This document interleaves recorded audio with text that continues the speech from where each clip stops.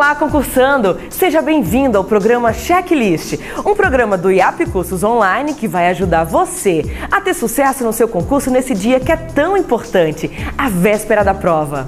A proposta desse programa é apresentar dicas práticas importantes dos nossos professores nesses últimos instantes antes da prova, para que você alcance a sua tão sonhada aprovação. Bem, vamos começar. Você fica agora com a disciplina de Língua Portuguesa com o professor Silvio Augusto, com redação. Olá pessoal, tudo bom?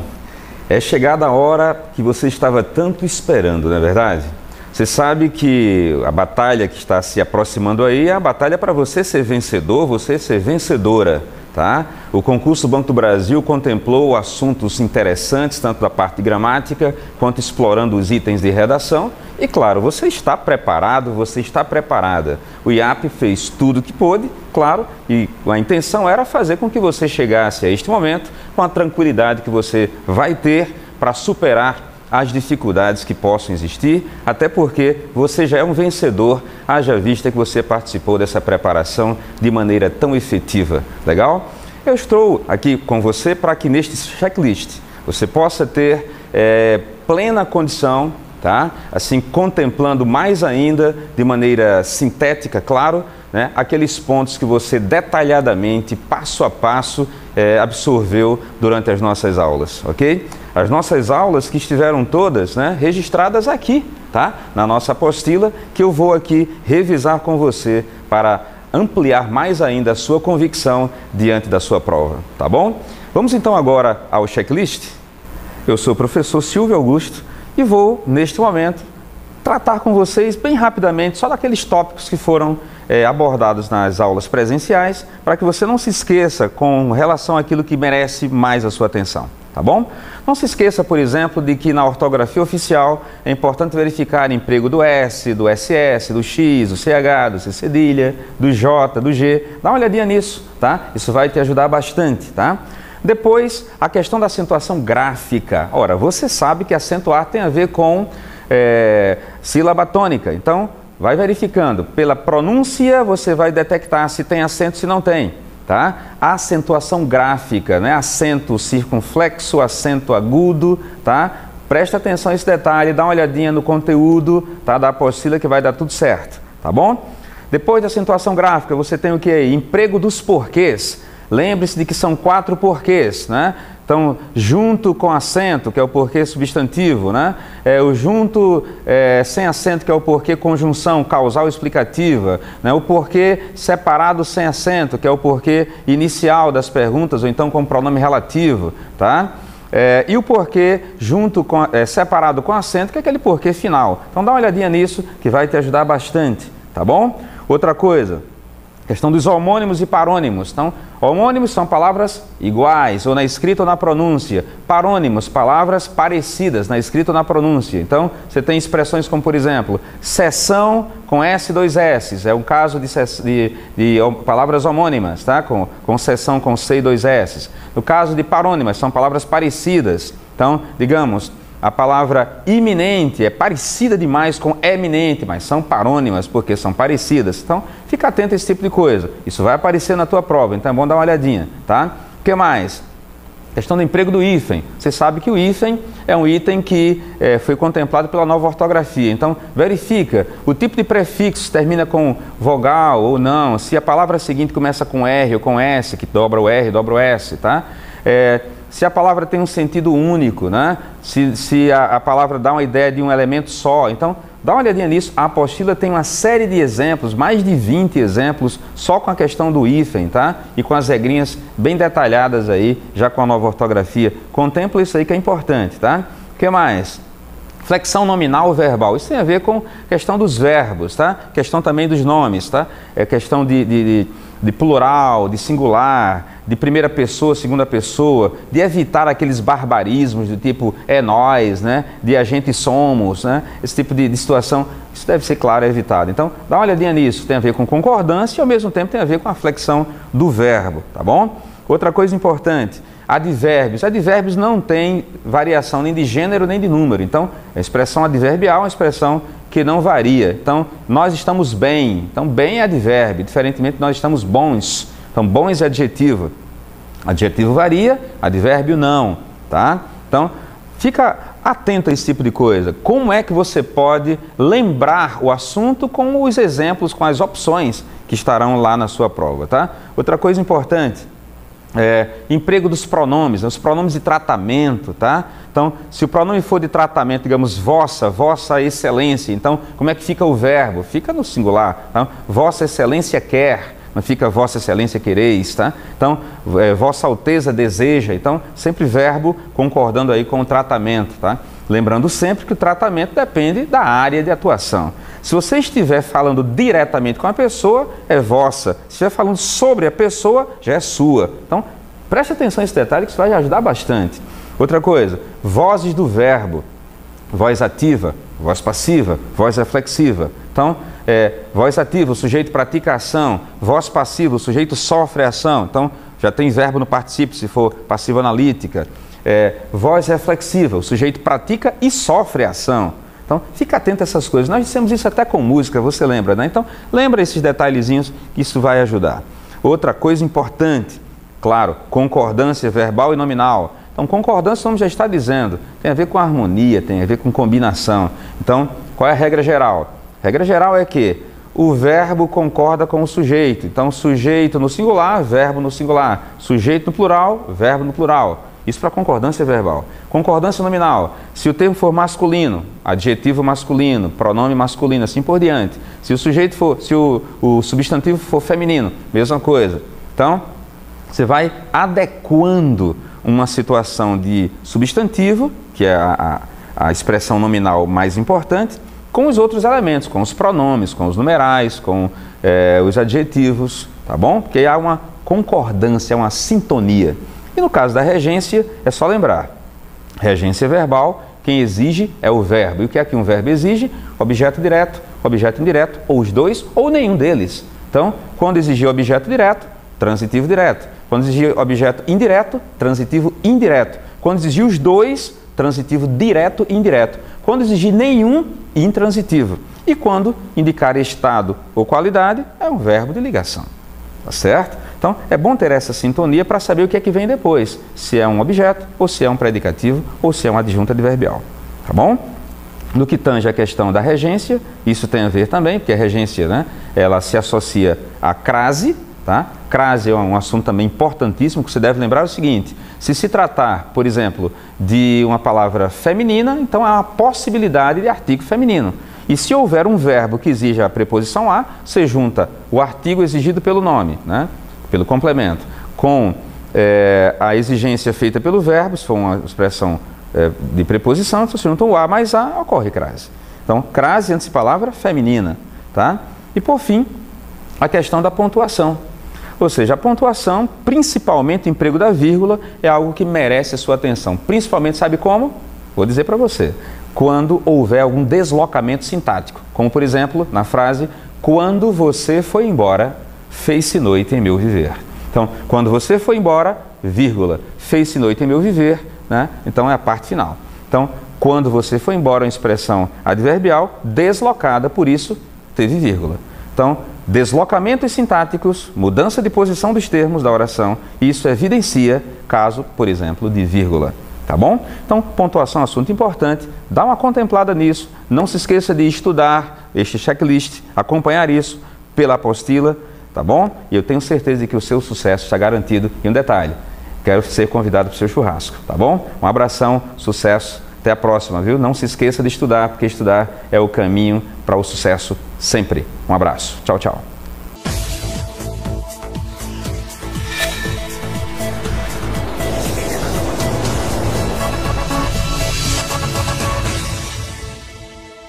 Olá pessoal do IAP Cursos, estamos aqui no projeto Checklist. Sou o professor Franklin Humberto, professor de Informática para Concursos. Estamos no checklist para o concurso do Banco do Brasil, onde hoje vamos ver alguns tópicos que estudamos em sala de aula, visando e direcionando para o edital. Então, nesse momento, vamos ao checklist. Pessoal, lembrando primeiro a parte de conceito de software, né, a parte de arquivo, a questão de regras para nomear um arquivo, a questão de 2 arquivos que não podem, né, ter o mesmo nome e extensão numa pasta, também sobre operações que você não pode fazer com arquivo aberto, né, como mover, renomear, como excluir. A parte de Windows, lembrar das novas formas de manipulação de janelas do Windows, né, Snap, a Shake, Flip 3D, Aeropeak. A parte do painel de controle, lembrar do BitLocker, que é a criptografia de disco. Lembrar do controle para paz, lembrar das contas de usuário, usuário comum, padrão, usuário administrador. E principalmente gerenciamento, operações com arquivos, porque está citado bem claramente no edital esse tópico. Então, copiar arquivos entre pastas do mesmo disco, copiar arquivos entre discos, a questão de arrastar arquivo segurando Alt para criar atalho, arrastar arquivo com o botão direito do mouse, que é o arrastar especial, que vai aparecer o menuzinho perguntando qual operação que você deseja, e sempre associar, pessoal, o Ctrl no momento de arrastar um arquivo, a cópia, e o Shift no momento de arrastar um arquivo, a mover, ok? Com relação a Linux, saber que Linux é um software livre por ter código-fonte aberto, que ele adota a GPL, Licença Pública Geral da Fundação do Software Livre, que ele tem as suas distribuições do Linux, como Kurumin, Red Hat, Fedora Core, Slackware, ok? Também sobre gerenciador de boot do Linux, que é o Grub e o Lilo, as interfaces gráficas, KDE, GNOME, Blackbox, Windows Maker, ok? As interfaces gráficas do Linux, e principalmente que ele é um software livre, por ter código-fonte aberto, enquanto o Windows é um software proprietário, né? Que não fornece o código-fonte e cobra pela licença de uso. Com relação, pessoal, à internet, a parte de arquitetura de redes, rede cabeada Ethernet, né? A norma 802.3, enquanto rede sem fio Wi-Fi, a norma é 802.11. Entrando para a internet propriamente dito, lembrar dos protocolos, do conjunto de protocolos da internet, que é o TCP/IP, revisa essa parte de protocolos. Serviços da internet também, web, que é navegar, e-mail, VoIP, VPN, e serviços da web, né? Como você tem o próprio webmail, você tem a forma também, pessoal, de e-mail via programa de correio, você tem o fórum de discussão, o grupo de discussão, ferramenta colaborativa, né? O Wiki, como o Wikipedia, que é um site colaborativo, tem as redes sociais para pessoas, né? Redes sociais e as redes sociais profissionais. Então, para pessoas você tem o Facebook, Orkut, LinkedIn, Facebook, Orkut, MySpace, e para profissionais você vai ter o LinkedIn e o Via6, ok? Com relação à segurança, ameaças a um sistema, uma das ameaças é o malware, que é uma categoria que entra vírus, cavalo de Troia, worm, spyware, ok? Ataques, né? Ataque de sobrecarga, que é o DOS, Denial of Service, para sobrecarregar um servidor para tirar do ar, né? Atenta contra a disponibilidade daquele servidor. Os golpes, golpe de página falsa que chega por e-mail, o phishing. Lembrando que firewall não bloqueia phishing, porque é um ato deliberado. O usuário abre o e-mail, acredita que é do seu banco, clica e vai chegar uma página falsa para ele. E o golpe de página falsa, mas que chega pela troca do endereço IP no servidor DNS, que é o FARM, que estudamos em sala de aula também, ok? E aí agora recursos de segurança. Antivírus, anti-spyware, firewall, criptografia, backup é um recurso de segurança, para garantir a disponibilidade. E não esquecer na segurança as bases da segurança, que é o CID, confidencialidade, integridade e a disponibilidade das informações, ok? Para matar a questão de confidencialidade, a palavra acesso acessível. A informação só poderá ser acessada por pessoas autorizadas, né? De integridade, a questão da modificação, se a informação foi ou não modificada, e disponibilidade, o sistema está disponível quando requerido para pessoas autorizadas, ok? Quanto a o Word, vamos entrar agora no Word. Segundo o edital, que deu alguns direcionamentos, configuração de página, lá do menu arquivo, imprimir, lá do menu arquivo, a parte de cabeçalho e rodapé, lá do menu exibir, a parte de manipulação de tabelas, lá do menu tabela, como converter tabela, fazer cálculo em tabela no Word, a parte de ortografia e gramática, lá do menu ferramentas. Então, esses itens estavam citados diretamente lá no edital, essa manipulação. Com relação ao Excel, você lembrar das fórmulas e funções básicas, como soma, média, máximo, mínimo, ok? E é bom também dar uma revisada em funções financeiras, porque tem caído aí em algumas provinhas a função taxa, a função I-pagamento, E-pagamento, P-pagamento, que eu coloquei na área do aluno do IAP uma planilhinha onde você poderia ver exemplos dessas funções financeiras que você pode revisar, ok? A parte do menu dados, que você pode ver a parte de classificar a planilha, está no menu dados, e a parte de filtro de planilha, que é fazer pesquisa na planilha. Então a ferramenta filtro, opção filtro lá do nosso menu dados. Pessoal, com relação a hardware, lembrar de processadores atuais, cuidado, Pentium 1, 2, 3, 4 já saíram de linha. Processadores atuais ainda existe o Celeron, ainda existe o Pentium Dual Core, e a segunda geração de processadores com núcleo da Intel, que é o Core i3, Core i5, Core i7. Que processador tem frequência interna, frequência externa e memória cache. A memória cache deixa o processador trabalhando mais rápido, né? Todo processador hoje tem memória cache, ele trabalha mais rápido por causa dela, né? Mas toda instrução, primeiramente, é lida da RAM, da memória RAM, que é a nossa memória de trabalho. Também não esquecer, pessoal, da placa-mãe e seus barramentos. E lembrar que o principal componente da placa-mãe é o chipset. Ele é o controlador da placa-mãe. Não é processador, não é memória RAM, não é memória ROM. É o chipset. Então a placa-mãe você pode comprar sem processador, sem memória RAM, sem memória ROM, mas não pode comprar sem chipset, porque ele controla os barramentos. E não esquecer principalmente do barramento USB, que é o barramento serial universal, entre outros que estudamos em sala de aula. Quanto às memórias internas do processador, RAM e ROM, RAM é a nossa memória de trabalho, ok? Você produz nela, os programas em execução usam essa memória também, mas lembrando, memória RAM não processa, é armazenamento puro, e o processador lê instruções da memória RAM para poder colocar o programa para funcionar, ok? Então o programa deve estar carregado na memória RAM para o processador poder ler as instruções, e sua produção se dá nessa memória. E não esquecer que a memória RAM é volátil, memória temporária, de leitura e gravação, e vem encaixada no slot da placa-mãe, e ela é gerenciada pelo processador. Cuidado, a memória RAM não vem dentro da CPU, dentro da CPU vem a memória cache, beleza? E a memória ROM, Read Only Memory, memória só de leitura, vem na placa-mãe, com programinhas que faz o autoteste assim que o computador é ligado, como BIOS, Post, Setup, destaque para o BIOS, que testa os componentes básicos do nosso computador assim que ele é ligado, e depois o BIOS dá o boot no Windows, né? O BIOS vai lá no HD e toca para o Windows funcionar. Então, memória ROM não se grava nela, e o que tem gravado nela não se perde. A memória é só de leitura. Mas a memória principal de trabalho nossa é a memória RAM, ok? Ok? Memória RAM, que pode cair com a sigla de DDR, DRAM, SDRAM, ok? DDR2, são tecnologias da memória RAM. Beleza?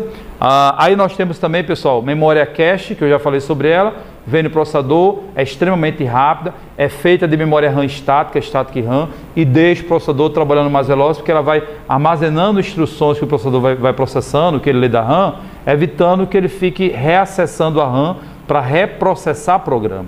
Então, a memória cache entra em ação instruções repetidas, e o processador começa a trabalhar mais rápido. Então, conclusão, processador sem memória cache e com memória cache, o que tem memória cache é mais rápido, com certeza, né?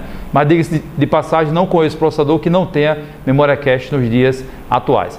Agora, a memória virtual. Memória virtual é gerenciada pelo sistema. É uma parte do HD que o nosso sistema operacional usa como se fosse memória RAM, né? Pelo fato dela estar lotada naquele momento que você está trabalhando e abriu muito programa. Então, ele vai pegar um pedacinho do HD e usar como se fosse memória RAM.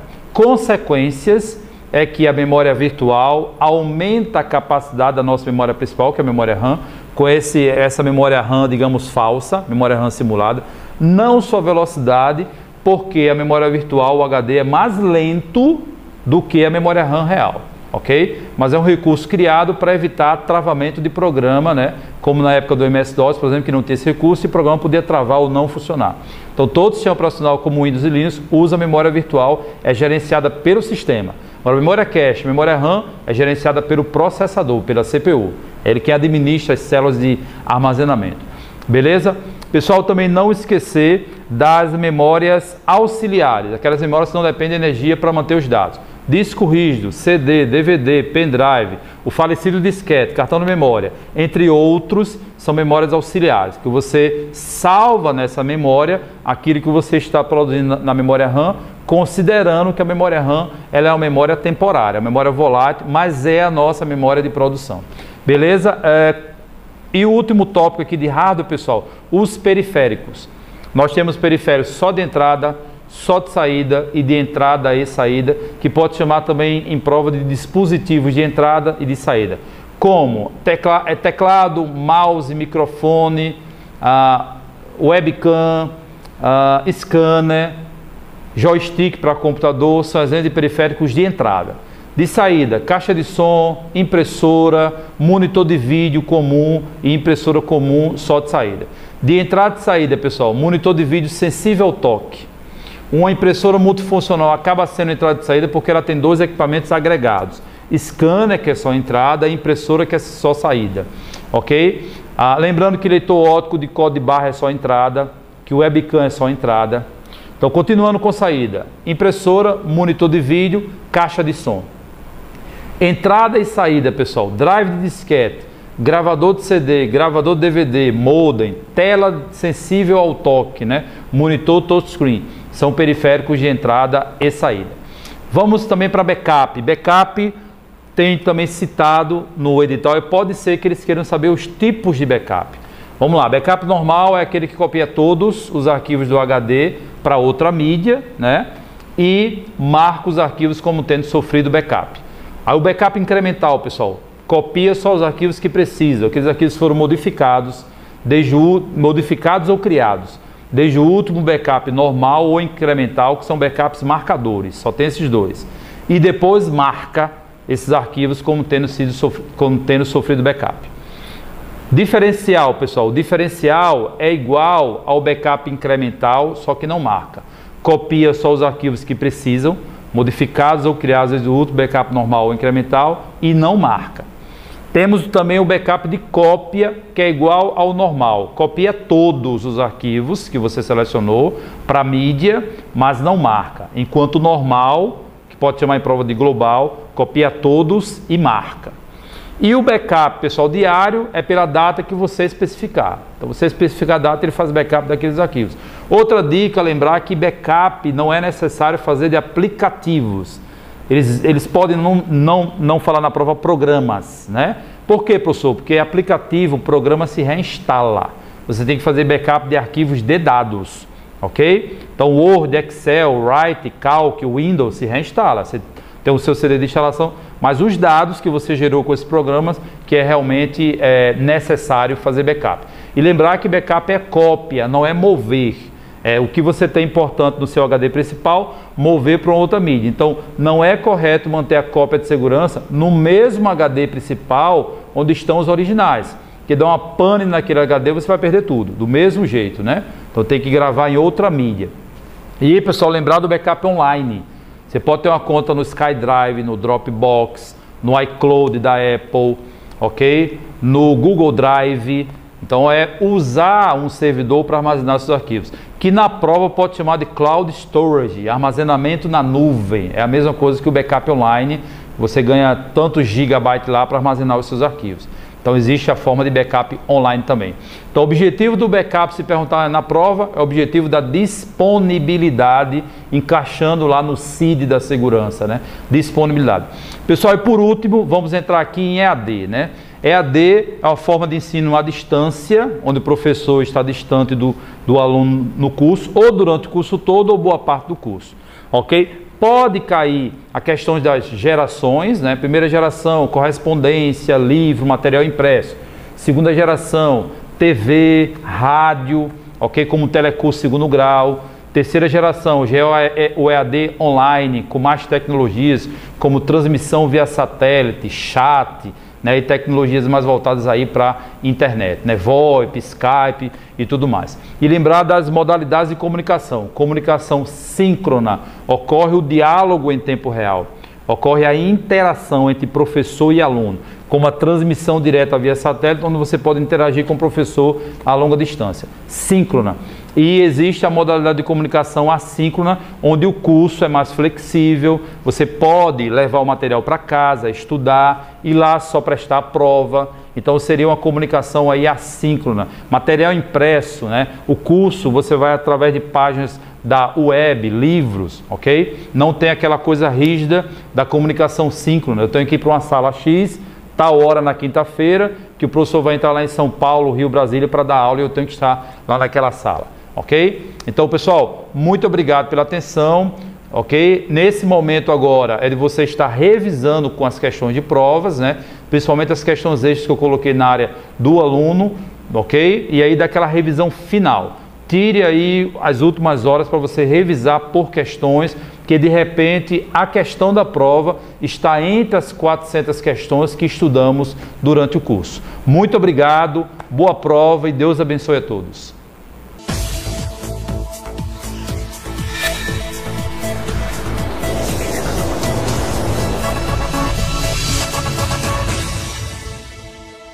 Olá galera, sejam todos muito bem-vindos.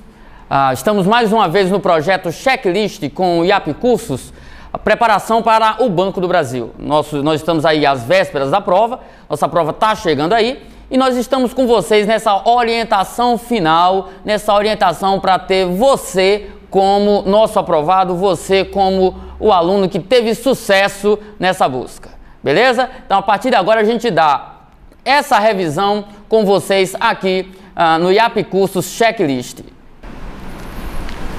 Bom, gente, a nossa prova, ela é uma prova de raciocínio lógico segundo o nosso edital. Mas quando nós analisamos o nosso edital, nós vimos que, na realidade, é matemática básica e matemática financeira.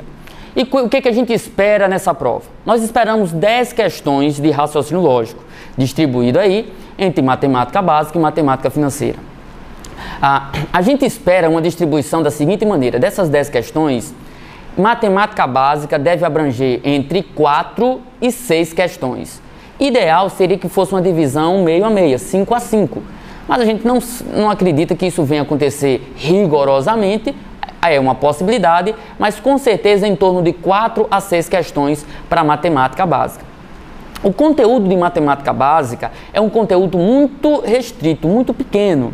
São apenas 5 tópicos e 5 tópicos que estão ali bem interligados, alguns deles. A gente tem o tópico de números, a parte numérica de conjuntos numéricos.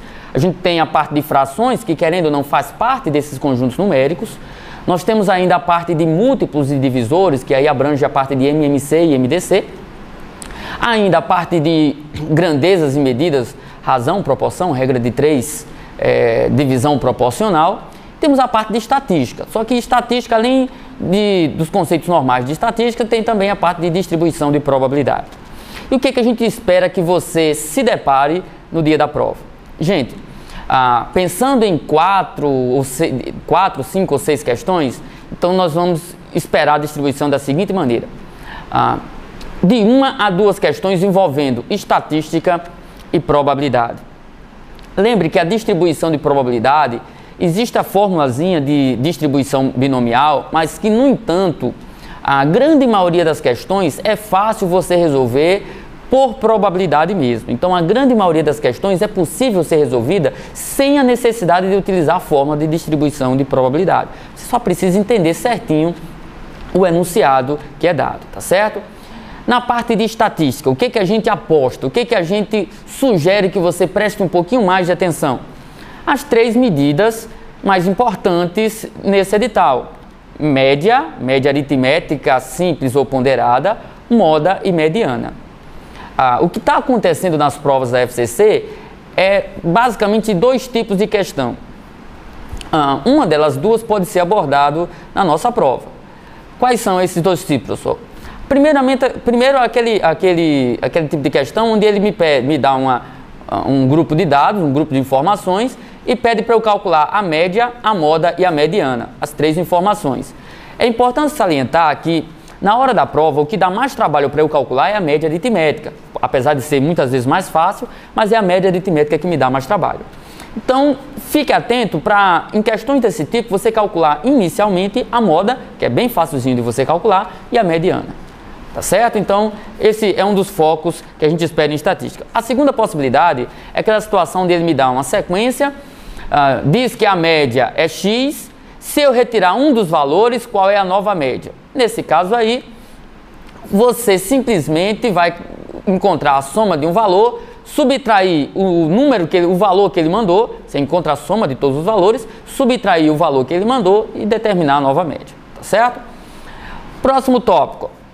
Lembra que nisso daí a gente espera esteja distribuído uma ou duas questões. Próximo tópico é divisão proporcional.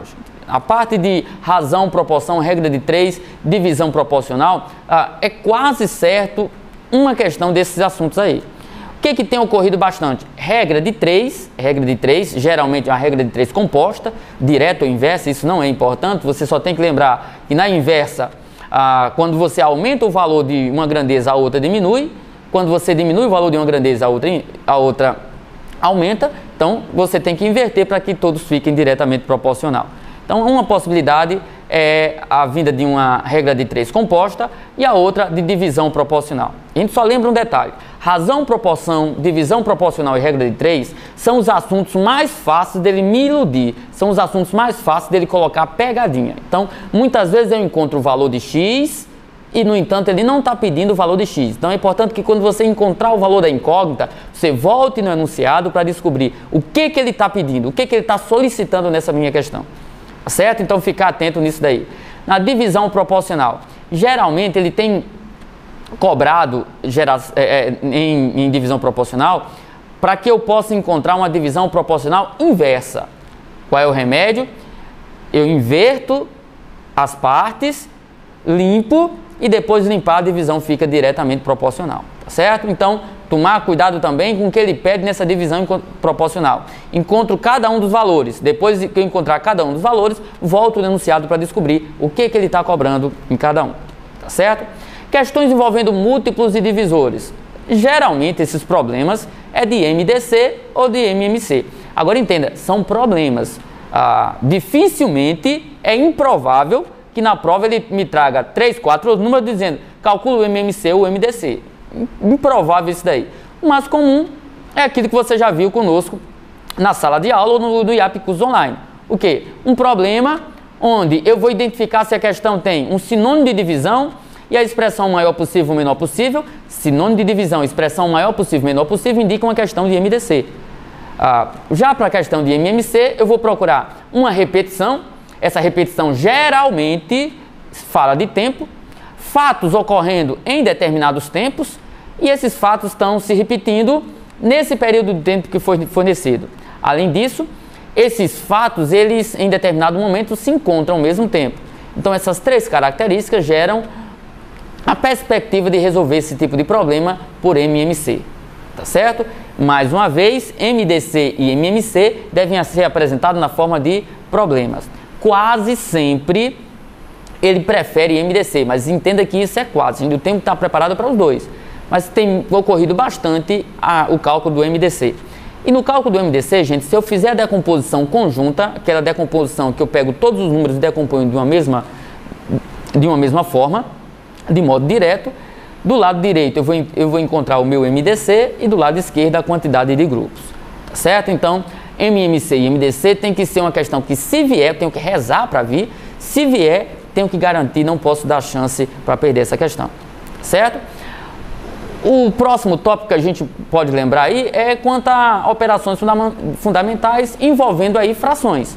Agora, nessas operações fundamentais é justamente onde abre um leque para situações de raciocínio lógico. Então ele vai cobrar adição, subtração, multiplicação, divisão de números naturais, números inteiros e números racionais, envolvendo aí frações. No entanto, dentro de um probleminha que exige um pouco de raciocínio lógico, certo?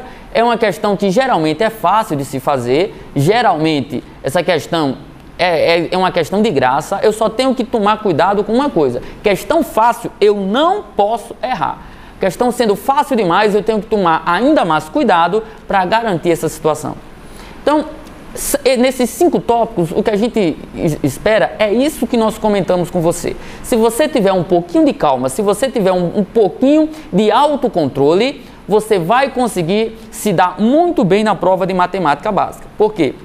Porque o conteúdo de matemática básica para a prova do Banco do Brasil foi um presente que a FCC nos deu. Olha, o conteúdo bem pequenininho, nós já sabemos o que vai cair na prova.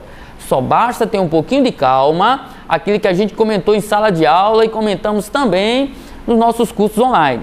Eu não tenho como interpretar para você. Essa é uma função que é exclusivamente sua. No entanto, a gente deu dicas, nós revisamos cálculos e você tem que ter um pouquinho de calma agora, porque lembra que o nervosismo atrapalha demais, tá certo? Toma cuidado com esse nervosismo, toma cuidado com essa pressão psicológica que a gente sofre nesses outros momentos, tá certo? Relaxa um pouquinho e eu tenho certeza que você vai ser mais um aprovado no Banco do Brasil 2013. Estamos com você aqui antes da prova e também após a prova fazendo o comentário das nossas questões. Beleza? Um grande abraço, são os votos que eu e toda a equipe do IAP Cursos Online deixo para você. Valeu, até mais!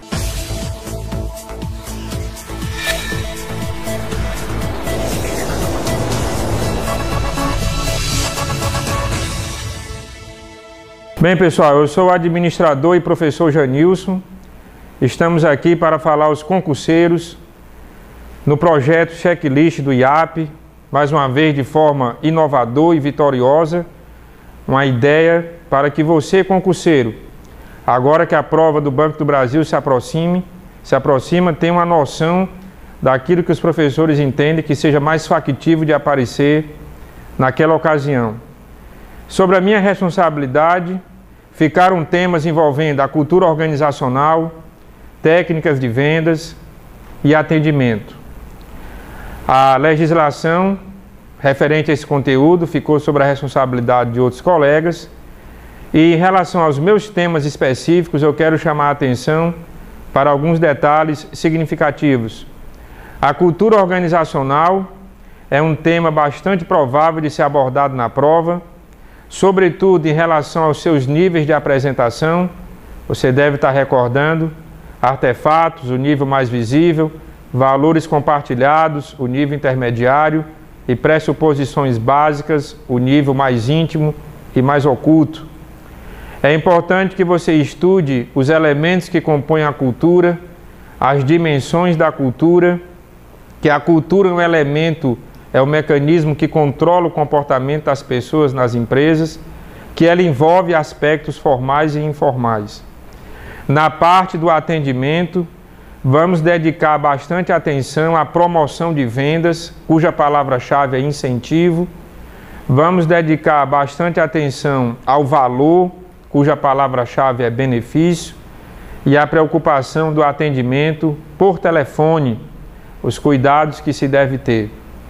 Nas técnicas de vendas, cuidado com os 4 P's do marketing, direcionado às atividades bancárias, preço, produto, praça e propaganda ou promoção. Ainda nessa parte de técnicas de vendas, cuidado com a nova abordagem do vendedor, que hoje tem um trabalho consultivo.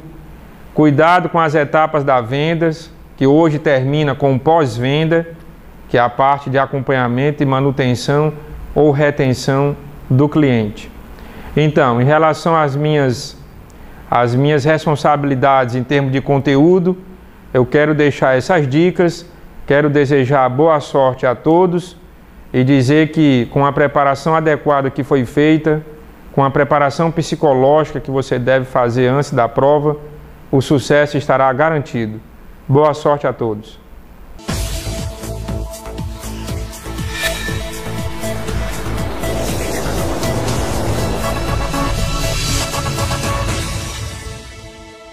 Olá pessoal, meu nome é Viana, eu também estou compondo aqui o projeto Checklist do IAP Curso e aí nós vamos brevemente abordar os pontos principais do edital para o concurso do Banco do Brasil que vai ter agora domingo, dia 13, ok? Vamos ao checklist então. Bom, com relação à disciplina de conhecimentos bancários, Nós estudamos durante alguns meses aí as coisas mais importantes dessa disciplina. Chama a atenção de vocês com relação à estrutura do sistema financeiro nacional. Não esqueça de focar seu estudo em Conselho Monetário, Copom, Banco Central, que deve vir alguma questão a respeito de um desses pontos. Observe também a questão de garantias do sistema financeiro nacional, as diferenças entre aval, fiança, penhor, alienação, hipoteca. Veja as características de cada um deles, que vai vir uma questão sobre isso sem dúvida. No que diz respeito a produtos e serviços bancários e financeiros, aí deve estar concentrado o maior número de questões. Então observe a questão de investimento, a questão de empréstimos, a diferença entre empréstimo e financiamento, verifique as características da poupança, CDB, fundos de investimento, tudo aquilo que nós discutimos durante o curso. Faça uma revisão nisso aí. Não esqueça de olhar também o crime de lavagem de dinheiro. Com relação ao crime de lavagem de dinheiro, eu chamo a atenção de vocês porque houve uma legislação desse ano que mudou as características do crime de lavagem de dinheiro.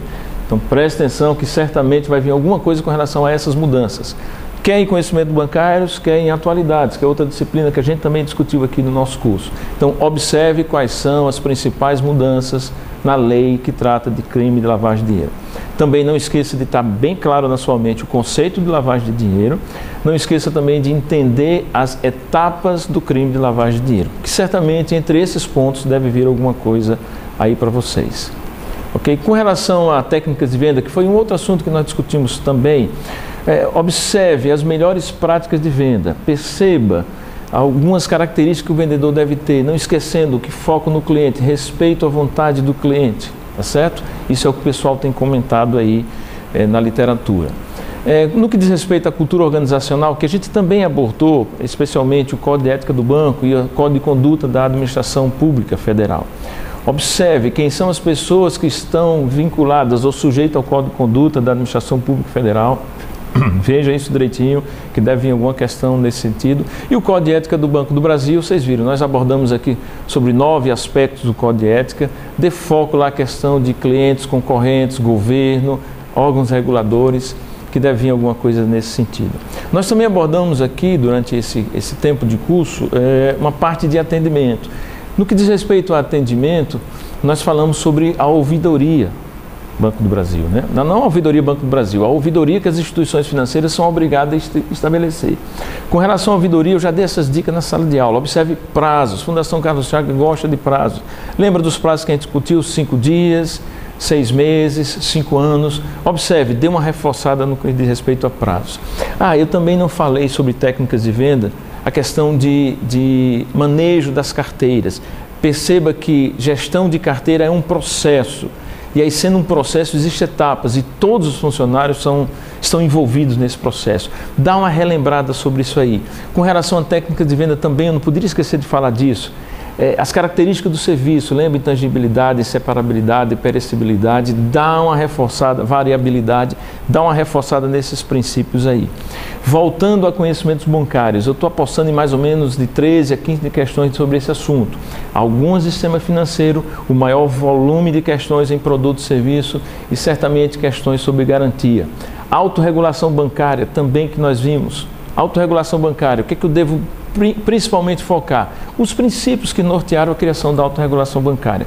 Lembre que nós discutimos, apesar de a autorregulação bancária ser algo muito bom para o sistema, não é obrigatório as instituições participarem, nem todas estão participando. A autorregulação bancária foi criada por causa de um acordo que o nosso país fez lá na cidade de Basileia de instituir a autorregulação bancária aqui no Brasil. Então dá uma focada nisso aí. Eu estou contando muito com o sucesso de vocês. Eu tenho a sensação que vocês vão ser muito, mas muito bem sucedidos. Quando você chegar no dia da prova, que pegar a prova lá, antes mesmo de abrir, feche seus olhos, faça sua prece, peça ajuda a Deus. Mas não peça para que Ele dê a aprovação para você, porque se todo mundo pedir, ele vai ter problemas, ele não vai conseguir dar aprovação para todo mundo. Serão somente 300 candidatos aqui no Rio Grande do Norte. Peço para ele relembrar, para ele reforçar a sua memória, para ele dar luz, entendimento, para que você possa interpretar o que está se pedindo. E aí eu me lembro de um filme infantil que muitos de vocês devem ter assistido, A Fantástica Fábrica do Chocolate. É uma lenda infantil, né? Esse filme fala de um industrial da fábrica de chocolate, Willy Wonka, uma pessoa meio mística, meio misteriosa. O que foi que ele fez? Ele escondeu 5 bilhetes dourados em barras de chocolate e prometia para quem achasse esse bilhete dourado um mundo de fantasias, um passeio pela fábrica, a vida inteira de fornecimento de chocolate gratuitamente, além de surpresas maravilhosas. E aí o mundo todo entrou em êxtase atrás desses 5 bilhetes dourados. E as pessoas estavam tão ansiosas por encontrar esses bilhetes dourados, que quando abriu o chocolate e não tinha o bilhete dourado, caiu uma frustração, uma tristeza. E o chocolate perdia o sentido. As pessoas perderam aquela valorização, perderam o sabor do chocolate, porque estavam atrás dos bilhetes dourados. Às vezes na nossa vida a gente faz isso, quer tanto um bilhete dourado, que esquece de desfrutar as coisas boas que a gente vive no dia a dia. Então eu sei que vocês querem muito passar, e ao fazer essa analogia, não estou desestimulando o desejo justo, muito pelo contrário. Mas não faça disso um bilhete dourado, como se a vida fosse acabar aí. Não, não, não. O bilhete dourado não existe na verdade. O que existe são momentos de alegria que a gente vive no nosso dia a dia. Vocês desfrutaram ao longo desse tempo de companhia de amigos, de professores, da escola. Vocês se prepararam, vocês adquiriram conhecimento. Então vá para a prova tranquilo, vá feliz, vá com a alma descarregada, porque aí você vai ter mais luz, mais entendimento. Se não for dessa vez, vai ser de outra. Mas as pessoas mais especiais que eu conheço não são aquelas que procuram um bilhete dourado na vida, são aquelas que encontram alegria no dia a dia, nos momentos do dia a dia. Eu quero dizer uma coisa para vocês, viu? Eu estou torcendo muito por vocês e eu tenho uma sensação forte que muitos de vocês, se não todos os alunos do IAP, serão ou estarão entre os aprovados. Não todos os alunos do IAP, mas a lista dos aprovados constará com todos os alunos do IAP. Então, o que eu quero dizer para vocês é o seguinte: encontro vocês lá no curso de formação do Banco do Brasil em breve. Um abraço, beijo no coração. Pois é, concursando, esperamos que o programa Checklist tenha contribuído para que você tenha uma boa prova neste domingo. Nós, do IAP Cursos Online, estamos torcendo pela sua aprovação. Temos a certeza de que você terá sucesso nesse desafio. Tenha uma boa prova e até a próxima. Tchau!